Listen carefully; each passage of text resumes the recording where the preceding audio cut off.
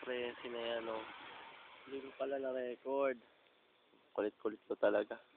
Anyway, ayan, tapos na kami. Ito yung lugar namin. Lumangoy ako dyan kanina. Nangati ako ilang beses dahil ang daming dikya. Talaga parakya o mga kapatid mo, hindi yung pinagsasabihan. Ito yung venue namin. Dito kami nag-ED. Ang saya-saya. Tapos na kami ngayon, nagpapahinga na lang ako. Kumusta ka naman dyan? Kagabi, umulan dito, ang lakas ng ulan.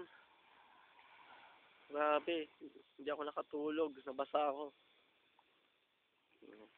Anyway, miss na kita, Prokya. Marami na lang kwento pagdating ko dyan.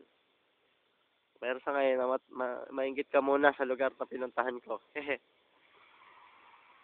Pahinga mode na lang ako. Babalik rin ako ngayon. I-text sana kita, kaya lang wala akong signal eh.